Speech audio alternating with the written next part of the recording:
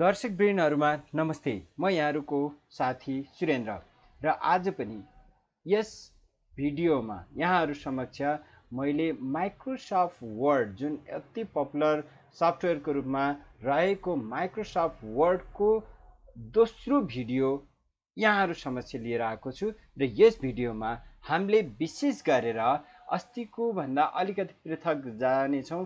अस्ति मैले फन्ट सम्बन्धी कुरा गरेको छु पहिलो भिडियोमा र आज यो दोस्रो भिडियोको रूपमा हामीले प्याराग्राफ सम्बन्धी कुरा गर्नेछौं र पक्कै पनि यहाँलाई यो सम्बन्धी यो प्याराग्राफ सम्बन्धी सम्पूर्ण इम्पोर्टेन्ट अर्थात महत्त्वपूर्ण चाहिएको कन्टेन्टहरु म यहाँहरुलाई सकेसम्म दिने कोसिस गर्नेछु र यहाँहरुमा कुनै पनि त्यस्तो डाउट कुनै पनि अलिकति सोध्नु पर्ने कुनै क्वेशन छ भने कमेन्टमा पक्कै पनि लेख्नु हुनेछ। यहाँहरुको कमेन्टको सल्लाह सुझावको अपेक्षा सँगसँगै म यो भिडियो सुरु गर्न चाहन्छु र यस भिडियोमा जुन हामी प्याराग्राफ यो अफिसियल डकुमेन्टको लागि अति नै उपयोगी हुनेछ भन्ठान्दै म यो कन्टेन्टहरु यहाँहरु समक्ष पोस्ट गर्न चाहन्छु। कुराहरु गर्दै गर्दा जस्तै हामीले लिस्टहरु कसरी बनाउने, लिस्टमा बुलेट राख्ने कि नम्बर लिस्टहरु राख्ने कि नम्बर लिस्टहरुमा पनि अब डिफरेन्ट लेभलको राख्ने कि इन्डेन्टेसन गर्ने, त्यो सम्पूर्ण कुराहरु आज हामी पढ्ने छौं।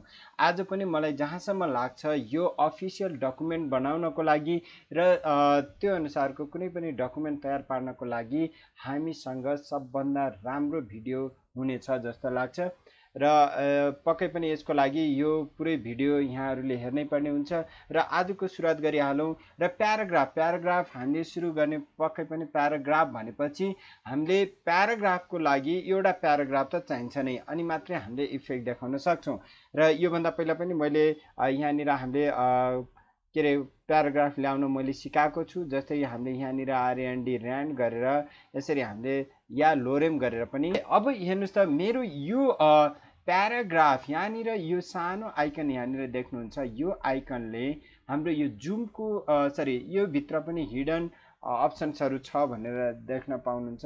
यसको मतलब यहाँनिर अझै धेरै अप्सन्सहरु छ भन्न सकिन्छ। एउटै विन्डोमा पनि एउटै पपअप डायलग बक्समा पनि हामीले धेरै फर्म्याटहरु पाउन सक्छौं। यो जम्मै फर्म्याटहरु एउटै डायलग बक्समा, जस्तै यसमा क्लिक गर्ने बित्तिकै हाम्रो यस्तो बक्स आउँछ, यसलाई हामीले डायलग बक्स भन्छौं।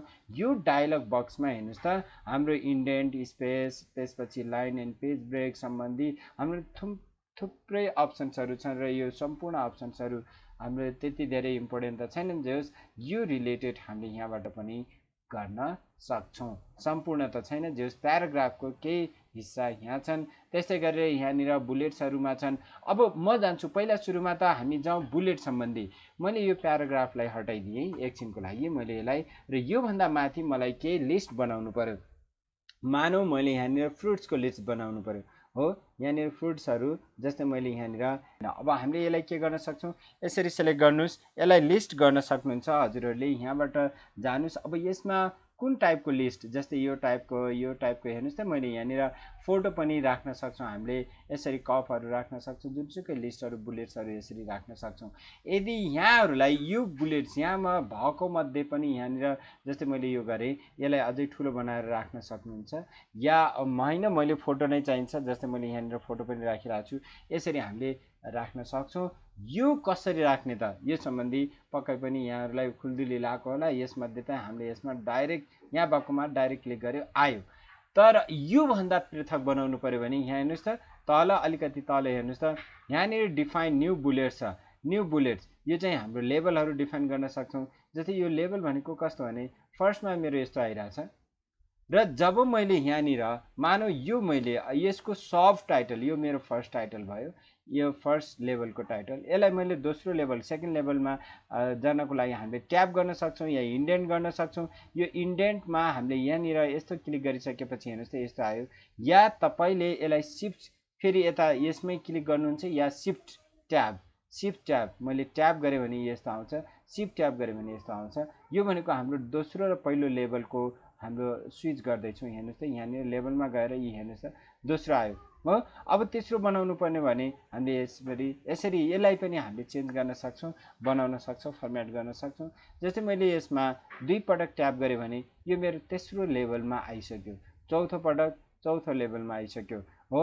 जस्तै अब यहाँनिर लेभलहरू हेर्न सक्नुहुन्छ, यसरी हाम्रो यो चौथो लेभल यसरी आउँछ यो। र यसलाई फेरि पनि हामीले पुनै ब्याक जानु पर्यो भने सिफ्ट ट्याब, सिफ्ट अनि ट्याब, सिफ्ट ट्याब की थिचेर हामीले पुनः अवस्थामा आउन सक्छौँ।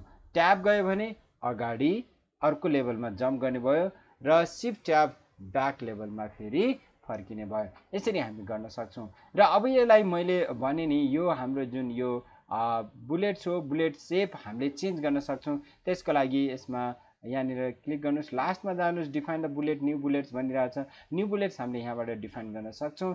यहाँबाट हेर्नुहोस् त सिम्बोल्स, पिक्चर्स, फन्ट, हामीले फन्टबाट पनि चुज गर्न सक्छौँ, सिम्बोल्सबाट पनि चुज गर्न सक्छौँ, पिक्चरबाट।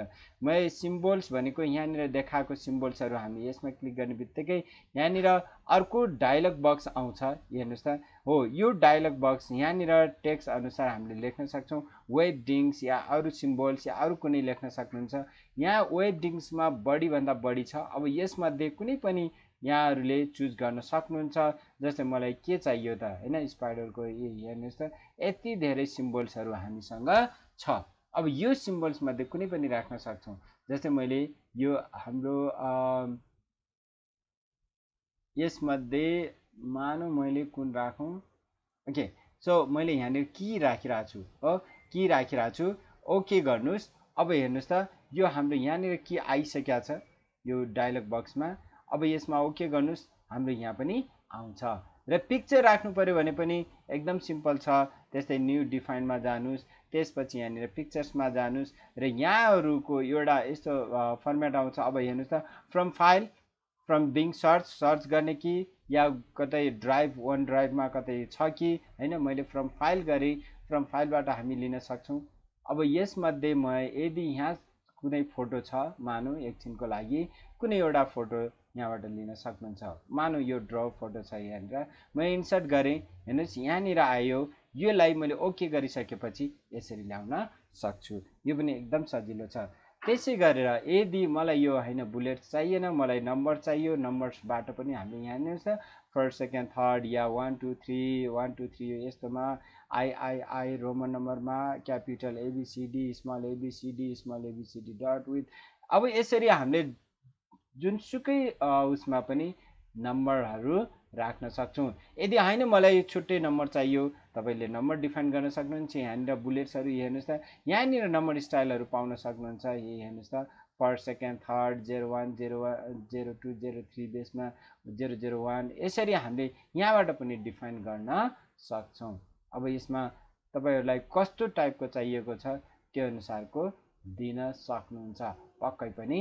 र यो सजिलो छ, यसरी हामीले नम्बर्सहरू दिन सक्छौँ। यसमा पनि लेबल्सहरू हेर्नुहोस् त, यहाँनिर यसको नम्बर लेभल छुट्टै छ। यहाँनिर आएर हामीले लेबल्सलाई डिफाइन गर्न सक्छौँ आफैले पनि। यहाँ हेर्नुहोस् त डिफाइन न्यू स्टाइल हामीले आफैले पनि डिफाइन गर्न सक्छौँ या यहाँबाट पनि चुज गर्न सक्छौँ। तपाईँहरूलाई जस्तै 1 को सब टाइटल्स 1.1 1.2 1.3 या 1.1.1 यसरी हामीले दिन सक्छौँ, या हेडिङ स्टाइल बेसमा दिन सक्छौँ, या बुलेट्सहरू यसरी हामीले नम्बर्सहरू दिन सक्छौँ। यो पनि अति नै सजिलो छ। हाम्रो बाई डिफल्ट पनि केही दिएको हुन्छ र यसलाई पनि अघिकै जस्तै मैले यसको सब टाइटल चाहियो भने ट्याब दिनुहोस् होइन, यसरी यो ट्याबमा आउँछ। यदि होइन मलाई जस्तै मैले यहाँनिर ब्याक जानु पर्यो भने सब टाइटल्स, जस्तै मैले यसलाई यहाँनिर नम्बर्समा गएँ र नम्बर्समा यहाँनिर लेभल मैले कुनै डिफाइन गरेँ, जस्तै यो डिफाइन गरेँ, हेर्नुहोस् त 1 2।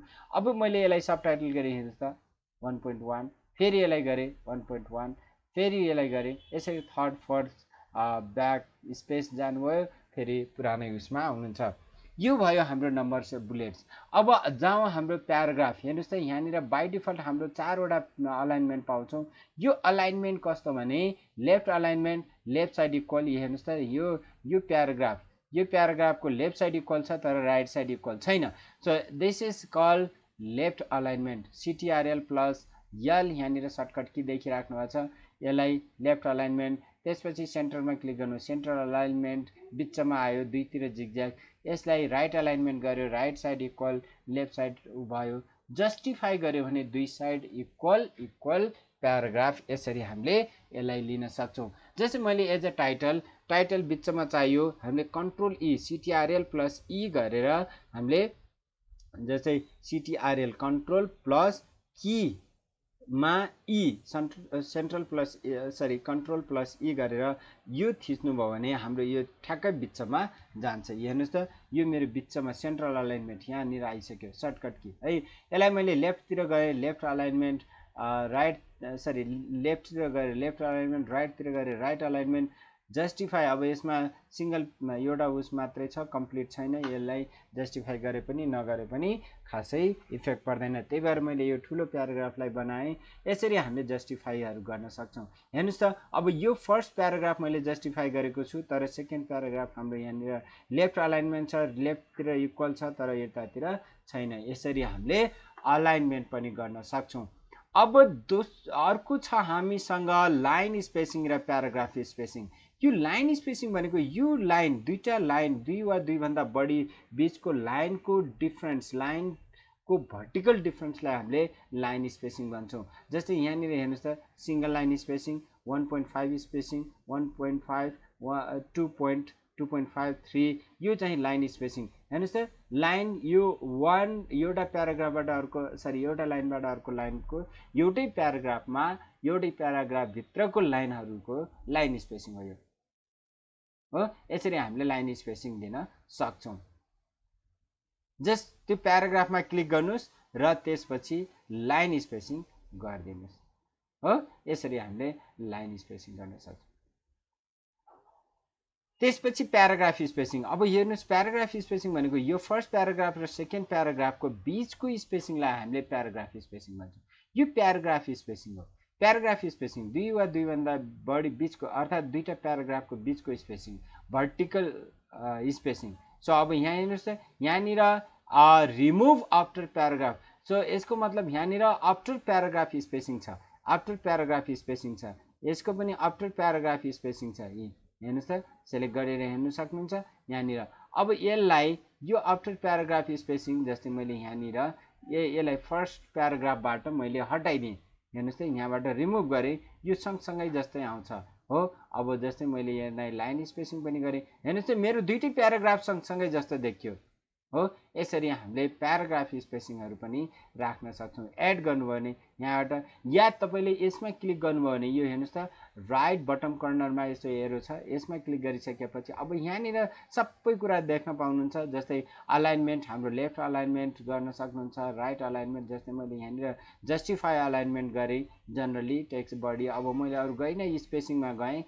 स्पेसिङमा हेर्नुहोस् त, यहाँनिर यो प्याराग्राफ स्पेसिङ हो, लाइन स्पेसिङ यता छ, लाइन स्पेसिङ यहाँनिर लाइन स्पेसिङ दिन सक्नुहुन्छ। र यो प्याराग्राफ स्पेसिङ आफ्टर, र यहाँनिर जसरी यसलाई बढाउनुहुन्छ प्याराग्राफ स्पेसिङ त्यो अनुसारको बढ्दै जान्छ। यदि यसलाई घटाउनुहुन्छ घट्दै जान्छ। यहाँ प्रिभ्यू पनि हामीले देख्न सक्छौँ। यसरी हामीले प्याराग्राफ स्पेसिङहरू पनि दिन सक्छौँ। र यो प्याराग्राफ कलर, अब जस्तो मेरो यो होल प्याराग्राफमा मलाई छुट्टै कलर चाहियो, त्यसमा पनि हामीले कलर गर्न सक्छौँ। हेर्नुहोस् त, आफूले चाहिए अनुसारको कलर पनि हामीले फिल गर्न सक्छौँ। र यो भयो अर्को प्याराग्राफ बोर्डर। हामीले टेक्स्ट बोर्डर, प्याराग्राफ बोर्डरहरू यहाँबाट पनि राख्न सक्छौँ हो। यसरी बोर्डर पनि राख्न सक्नुहुन्छ। बोर्डरको स्टाइल, बोर्डरको कलर, यहाँबाट बोर्डर कलरहरू, स्टाइलहरू सबै हामीले यहाँबाट पनि गर्न सक्छौँ। र अब रह्यो इन्डेन्टेसन। इन्डेन्टेसन हेर्नुहोस् त, मैले अघि पनि भने हाम्रो बाई डिफल्ट यत्तिकै इन्क्रिज इन्डेन्टेसन गऱ्यो भने यो अलिकति यो जुन मार्जिन छ यहाँनिर हेर्नुहोस् त, यो स्केलको बिचबाट अब यहाँबाट मार्जिन तपाईँले यो मार्जिन बढाउनु पर्यो भने हाम्रो इन्डेन्ट हेर्नुहोस् त, यसले डिक्रिज गर्यो, इन्डेन्ट हटाइदियो, यसले इन्डेन्ट बढाइदियो। यसरी यो हाम्रो बाई डिफल्ट यहाँनिर अगाडिको मात्रै हुन्छ हो। तर यही इन्डेन्टेसन यहाँनिर गयो भने हामीले यहाँनिर देख्न सक्छौँ इन्डेन्टेसन। हेर्नुहोस् त, यहाँनिर अहिले छैन हो। जब मैले यहाँनिर यसलाई बढाउँछु, जस्तै इन्क्रिज इन्डेन्टेसन, अब मैले हेर्नुहोस् त, यहाँनिर अघि 0.0 थियो, अहिले इन्डेन्टेसन 0.5 ले बढिसकेको छ। यसरी हामीले यहाँबाट पनि इन्डेन्टेसन गर्न सक्छौँ। यो लेफ्ट साइड इन्डेन्टेसन भयो। त्यस्तै गरेर राइट साइड, यहाँनिर राइट साइडबाट पनि इन्डेन्टेसन बढाउन सक्छौँ। जस्तै यहाँले हेर्न सक्नुहुन्छ, जस्तै मैले यहाँनिर 1 पोइन्ट गरेँ। सो यसरी इन्डेन्ट, यो हेर्नुहोस् त, यसरी इन्डेन्टहरू गर्न सक्छौँ। त्यसै गरेर जस्तै अब मैले यहाँनिर इन्डेन्टमा गएँ। फेरि अब यहाँनिर मलाई चाहिएन, मैले यहाँनिर यो ठाउँमा मैले 0 राखिदिएँ, यो ठाउँमा मैले 0 राखिदिएँ, ओके गरेँ, मेरो दुईटै ठाउँमा इन्डेन्टेसन भएन। अर्को इन्डेन्टेसन स्टाइलमा पनि हामीले देख्न सक्छौँ। जस्तै यहाँ हेर्नुहोस् त, स्पेसल इन्डेन्टेसन्स। अब यो एउटै लाइनमा इन्डेन्टेसन गर्न सकिन्छ। हेर्नुहोस् है, फर्स्ट लाइन इन्डेन्टेसन भनेको फर्स्ट लाइनमा अलिकति ग्याप राखेर स्टार्ट गर्ने।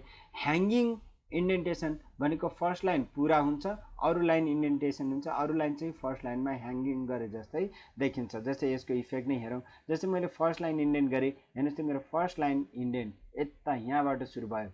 त्यस्तै गरेर यदि मैले ह्याङ्गिङ इन्डेन्ट गरेँ भने फर्स्ट लाइन चाहिँ मेरो पुरा हुन्छ पुरै, र अरू लाइन चाहिँ ह्याङ्गिङ हुन्छ। हेर्नुहोस् त, जस्ट अपोजिट। यसरी पनि हामीले इन्डेन्ट गर्न सक्छौँ। भिडियो लामो भयो, माफी चाहन्छु।